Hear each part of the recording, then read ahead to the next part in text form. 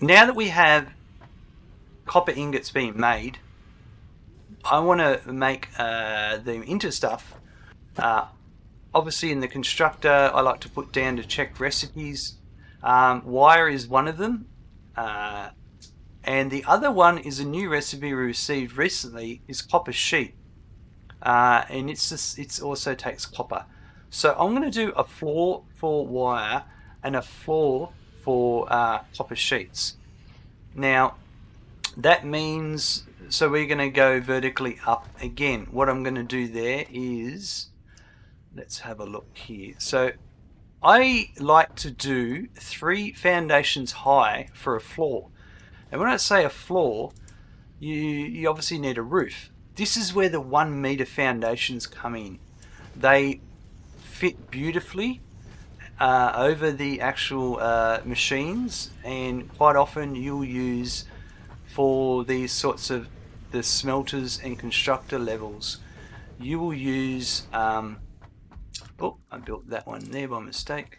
You will use these as your floor layouts quite early on. Now, this building could have been even a little bit more compact, but I chose just to have a little bit of room to run around, so it's not overly restrictive. And that's just my choice. I'm actually going to, yeah, it's the same here. It's 5 wide. It's quite nice and easy. So there's our floor. So let's get up to the next floor. We're just using ramps again because ramps are fun. And I'm just sticking with the 4 meters. They do the job. And we could go, we might have, we don't have doors at the moment, so we're just going to leave a hole where a door would be. Okay. Then what we're going to do is, I talked about having 2 floors. So I want to send the ingots up to 2 different locations.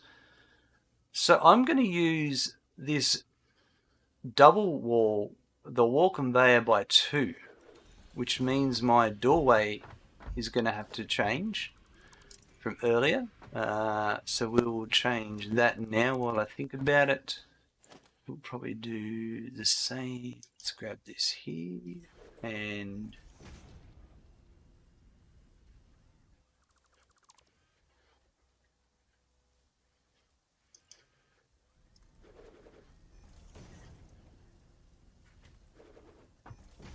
clearly, if you plan things, they work better, but I didn't do a lot of planning with some of this initially.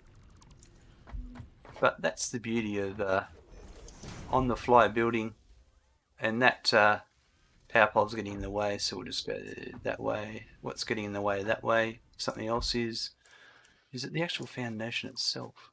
It might be. It is. But all good. We've got what we wanted now.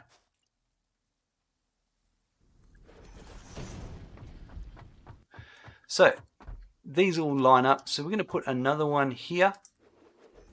And then we're going to have another floor again. Now remember, I was talking about doing them at 3s.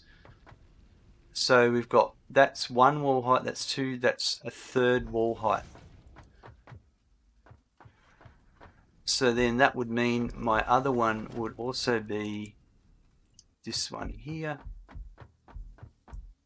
like so. Now what we can do, and if we do some, I'm going to future-proof by running Mark II conveyor lifts up. I'm going to put 1 to that floor. Oh, I didn't build that floor there. And the other one is going to go to that floor there. So that means what I'm going to do is I'm going to put a splitter after my merger here. Probably, now it probably looks nicer if I do it like this. So then I send my conveyor belt to there, and then I can do my 1 to there and 1 to there. And I did use Mark IIs before, so yeah, it makes sense to use Mark IIs. Even though our maximum we're getting at is 120 and I'm splitting the rate, it still does make sense to put the faster belts on that sort of stuff there. And this is a floating world. You can build as you go. It's up to you, whatever you want to do.